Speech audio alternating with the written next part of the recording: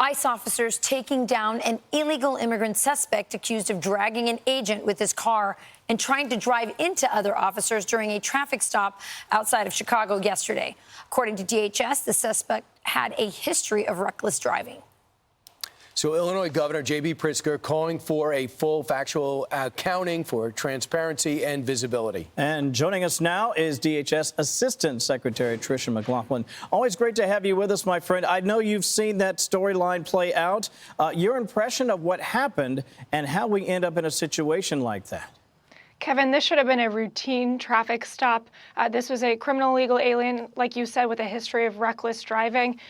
He tried to evade arrest, resist arrest, and instead started trying to hit our law enforcement officers with his vehicle. He ended up dragging for multiple yards our law enforcement officer, fearing for his own safety, fearing for his own life. Our law enforcement officer did fire his weapon. That alien, unfortunately, is now dead, and our law enforcement officer is in serious condition. But I do want to say this is incumbent upon politicians and activists to turn the rhetoric down. Do not encourage those in this country illegally to evade arrest or resist arrest. It is incredibly dangerous for the public, for the illegal alien themselves, and for our law enforcement. This could have absolutely been prevented. You're absolutely right. Kristi Noem, by the way, Secretary Kristi Noem has been absolutely clear in commercials saying, turn yourselves in, you need to leave the country, and how to do this in a very peaceful, nice way in which we actually give you $1,000 and a plane ticket. And yet you have these activists who are funded by who? By the way, let's talk about that, and telling these people to resist arrest, and now we have a police officer in the hospital.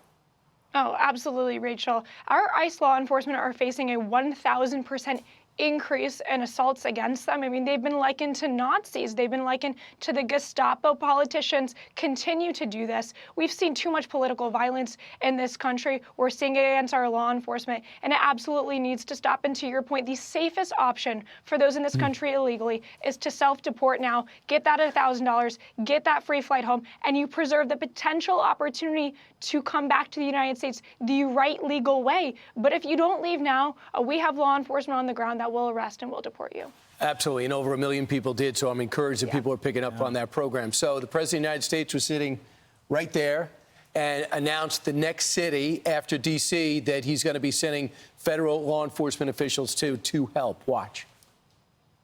We're going to Memphis. Memphis is that's the next city. Deeply troubled. And the mayor is happy. He's a Democrat mayor. The mayor is happy, and the governor, Tennessee, the governor is happy.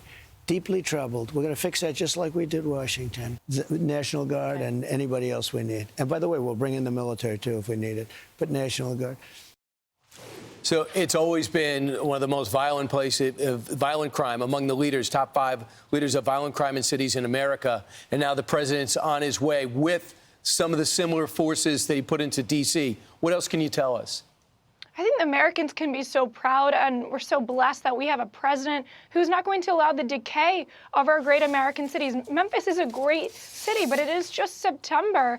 And there's already almost 200 murders in that city alone. It has one of the highest rates of violent crime in the country. And President Trump, Secretary Noem, and this great administration are saying no more. The federal government will step in if these leaders won't do it themselves. We can't have Americans trying to live their lives, build families, build businesses, and be facing this kind of public safety threats every day. Well, I can tell you as a D.C. resident, it's certainly working. Tricia, thank you so much for your time this morning. We appreciate it. Thank you, Tricia. I'm Steve Ducey. I'm Brian Kilmeade. And I'm Ainsley Earhart. And click here to subscribe to the Fox News YouTube page to catch our hottest interviews and most compelling analysis.